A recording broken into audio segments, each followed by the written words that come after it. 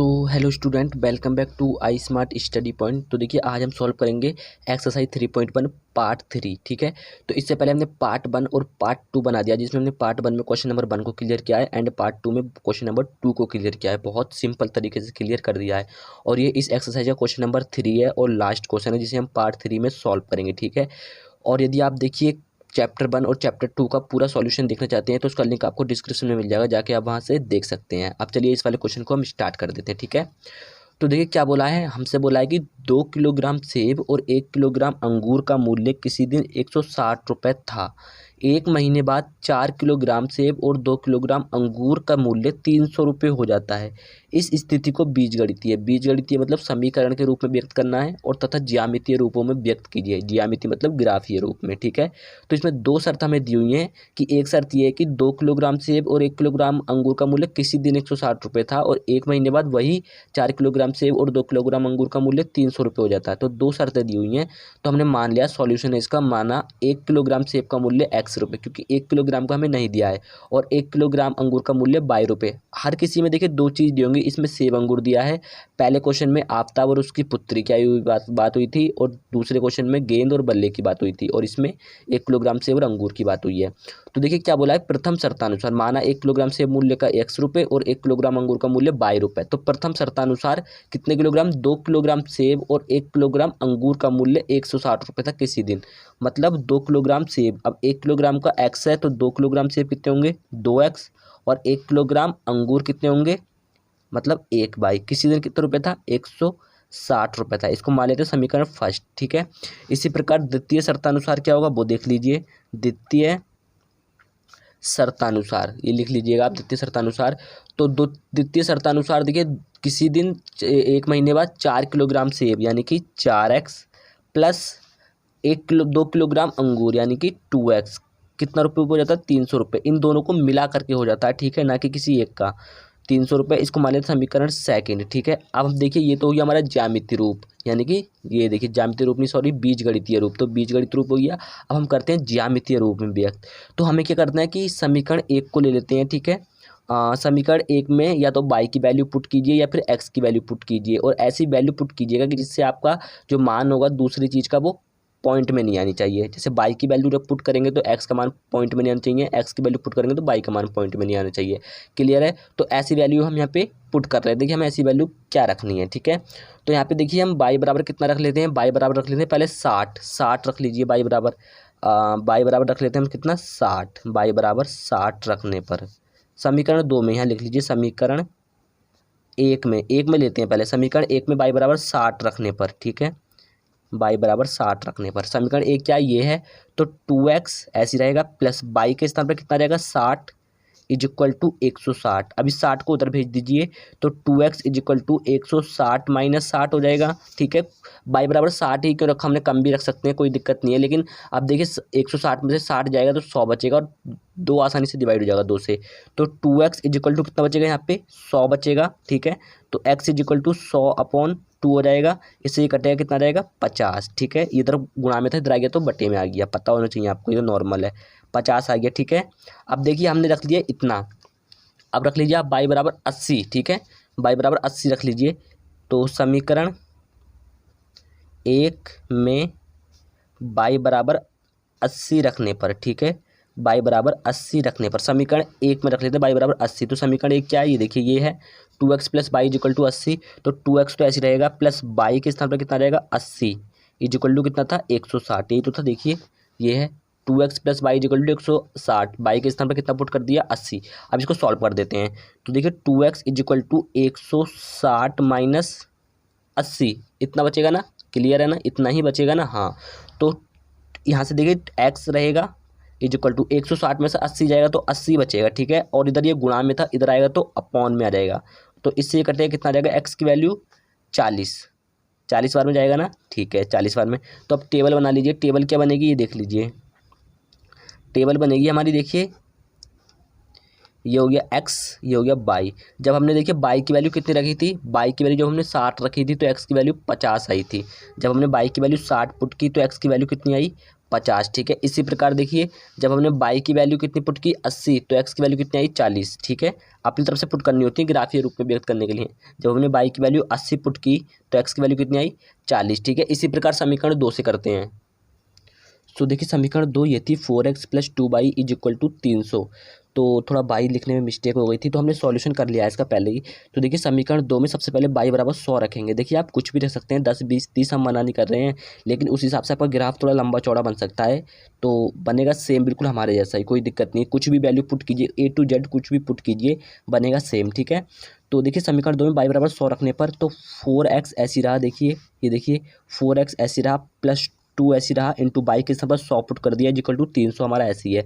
तो 4x equal to ये 300 हमारा ऐसी रहा, ये 100 दूनी 200 हो गया, 200 जब उधर जाएगा तो माइनस में चला गया 200, क्लियर है। अब देखिए जब माइनस में चला गया तो इधर ये 4 गुणा में था तो इधर अपॉन में आ गया, 100 बचा तो अपॉन में आ गया। अब 100 के तो 100 से जब हमने 4 से 100 को डिवाइड किया तो 25 आ गया, ठीक है। तो x की वैल्यू 25 आ गई। अब हम समीकरण 2 में y बराबर 90 रखेंगे, ठीक है। आप कुछ भी रख सकते हैं, 100 200 भी रख सकते हैं, कोई दिक्कत नहीं है। तो जब आप पुट करेंगे तो 4x + 2 × 90 हो जाएगा। देखिए 4x + y के स्थान पर 90 पुट कर दिया आप, तो 90 दूनी 180 होता है। जब 180 उधर गया तो माइनस में चला गया 180, कोई दिक्कत नहीं है। अब जब माइनस में 180 चला गया तो कितना बचा 120 बचा, ठीक है। 120 4x = 120। अब 4 इधर गुणा में था, इधर आ गया तो अपॉन में 120 के अपॉन में आ गया।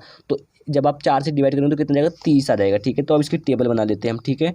टेबल क्या बनेगी ये देख लीजिए आप, ठीक है। तो ये हमारी समीकरण 2 की है। देखिए क्या है समीकरण 2 की, जब हमने y बराबर 100 रखा तो x बराबर कितना है 25, ठीक है।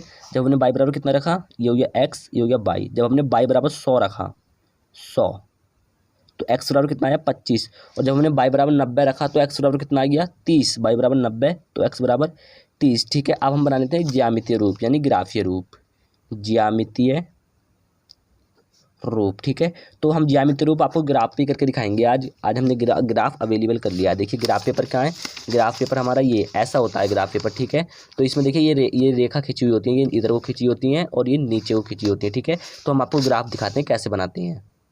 सो ग्राफ पेपर में देखिए आप भी जानते होंगे ये एक्स होता है, ठीक है, और ये एक्स डैश होता है, ये वाई होता है और ये वाई डैश होता है, ठीक है। तो देखिए हम गिनतियाँ लिख लेते हैं। अब हमारी संख्या जो गिनतियाँ आई थी एक्स की वाई की वैल्यू 100 200 10 20 30 ऐसी आई थी, तो हम 10 20 30 के हिसाब से मान लेते हैं, ठीक है। तो इधर को प्लस में होती है, इधर को माइनस में, ठीक है। 10 20 30 40 50 60 70, इसी तो बोल रहे थे हम, बीच में जो एग्जैक्ट दूरी होती है 80 90 100 यहीं तक रखते हैं। इधर भी इतना ही खींच लेते हैं। 10 इधर को भी प्लस में होती है, इधर को माइनस में होती है और नीचे को माइनस में होती है, ठीक है। 10 20 30 40 50 60 70 80 90 और ये 90 सॉरी 90 यहाँ पे आएगा 90 और ये हमारा 100, ठीक है। ये हमने बीच में कर दिया, कोई दिक्कत नहीं है, ठीक है। चलिए इसको अब बताते हैं ग्राफ कैसे बनाते हैं। सो देखिए ये पहली समीकरण का है। जब हमने y की वैल्यू 60 रखी थी तो x की वैल्यू कितनी आई थी 50, ग्राफ में दर्शाते हैं। देखिए जब हमने y की वैल्यू कितनी रखी थी 60, ठीक है। y की वैल्यू 60 तो x की वैल्यू 50, यानी y कहाँ तक गया 60 तक। देखिए y ये ऊपर को जा रहा है ना, प्लस वाला है, तो y 60, y की वैल्यू 60 है, प्लस की 60 है तो यहाँ तक गई ये। तो x की वैल्यू कितनी थी 50, तो x की वैल्यू प्लस में थी तो यहाँ तक गई, ठीक है। इसलिए हमने प्लस वालों की तरफ ही गिनतियाँ लिखी हैं, माइनस वालों की तरफ नहीं लिखी। तो ये ऐसे जाएगा ऊपर को और ये ऐसे जाएगा ऊपर को, तो बिंदु कहाँ मिलेगा हमें, ये मिलेगा बिंदु, ठीक है। और ये 60 वाला, ये बिंदु मिलेगा 50 वाला, ठीक है। ये 50 वाला, देखिए x की वैल्यू 50 और y की वैल्यू 60, तो बिंदु क्या होता है x बाई, तो बिंदु क्या हो गया ये वाला 50,60, ठीक है, क्योंकि x की वैल्यू 50 है y की 60 है, ठीक है। तो एक बिंदु ये मिल गया। अब दूसरी में देख लेते हैं। जब हमने y की वैल्यू 80 रखी तो x की वैल्यू कितनी आई 40, चीज़ को दर्शा लेते हैं। जब हमने y की वैल्यू कितनी रखी 80, तो y कहाँ तक गया 80 तक, यानी कि ये गया y 80 तक, ठीक है। ये y है ना प्लस वाला, तो y 80 तक। तो x की वैल्यू कितनी आई थी हमारी, x की वैल्यू आई थी 40, तो x की वैल्यू 40 ये है, तो बिंदु कहाँ तक गया, मतलब देखिए ये 40 ये है ना, तो ये ऊपर को जाएगा यहाँ ऐसे करके, और 80 ये आ गया, तो ये बिंदु मिलेगा हमें, यानी कि ये बिंदु कौन सा मिला हमें 40,80, ठीक है। तो देखिए आप इसको रेखा को मिला दीजिए ऐसे करके, देखिए ऐसे मिल जाएगा ये हमारा कुछ इस प्रकार, देखिए, ठीक है। ऐसे आप स्केल से खींचिएगा, ठीक है, स्केल से खींचेंगे बहुत सुंदर खींचेगा, हम तो बिना स्केल के यूज़ कर रहे हैं, ठीक है। तो ऐसे आप इसको मिला दीजिएगा। जब आप स्केल से खींचेंगे तो आपको बिल्कुल सीधा बनेगा, ठीक है। आपका इससे लकीर से टच होगा, इस वाली लाइन से, ठीक है। तो ये बन गया हमारे कौन से समीकरण का बना था, ये समीकरण फर्स्ट थी 2x + y = 160, 2x + y = 160 वाली समीकरण से जो वैल्यू निकाली थी हमने एक्स वाई की, उस वाली का ये, ठीक है। ऐसे लकीर नहीं खींचनी है आपको, सिर्फ ऐसे करना है, ठीक है। अब देख लें समीकरण सेकंड क्या है।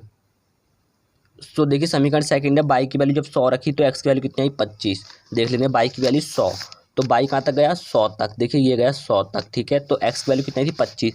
अब देखिए 10 20 तक तो यहाँ तक रहा, ठीक है। अब 20 का हमें 25 पे जाना है, यानी कि जो छोटी छोटी संख्या दिख रही हैं आपको बीच में, देखिए अगर आपको जूम करके देखिएगा तो इन पर जाना पड़ेगा 1 2 3 4 5, यानी 25 नंबर ये आएगा इसके बीच में, ठीक है। तो ये यहाँ से ऊपर को जाएगा और ये यहाँ से जाएगा, तो बिंदु का मिलेगा हमें ए, ये मिलेगा बिंदु, ठीक है। ये बिंदु मिलेगा, ये बिंदु कौन सा मिलेगा 2500, ठीक है, ये बिंदु मिलेगा। थोड़ी तबीयत हमारी कमज़ोर है। तो बाई की वैल्यू 90 थी तो एक्स की वैल्यू 30 दूसरी बार में, तो बाई की वैल्यू 90 यानी कि वैल्यू 90 ये है, तो एक्स की वैल्यू 30 कहाँ तक गई ये है एक्स की वैल्यू 30, तो ये यहाँ से ऊपर को जाएगा, बाई की वैल्यू 90 के पास जाके रुक जाएगा, तो ये बिंदु मिलेगा हमें, ठीक है। कौन सा बिंदु है 30,90, ठीक है। पहले एक्स की वैल्यू होती है, तो आप इसको भी मिला दीजिएगा, ऐसे करके मिलेगा कुछ ये कुछ ऐसे चला जाएगा, ठीक है।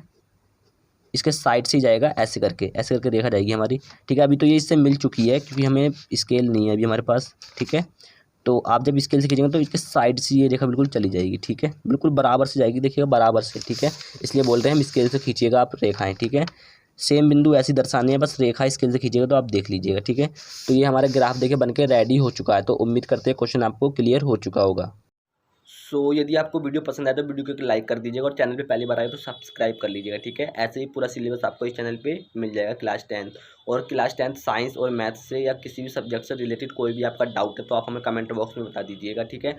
और सारे वीडियो का लिंक आपको डिस्क्रिप्शन में मिल जाएगा, डिस्क्रिप्शन चेक कर लीजिए। आप चाहो तो हमें वहाँ से फॉलो भी कर सकते हैं इंस्टाग्राम पर, ठीक है, क्योंकि इंस्टाग्राम पर हम एक्टिव रहते हैं, वहाँ पर भी आप हमसे कोई भी क्वेश्चन कर सकते हैं, ठीक है। तो चलिए मिलेंगे नेक्स्ट वीडियो में 3.2 में, तब तक के लिए जय हिंद, वंदे मातरम, भारत माता की जय।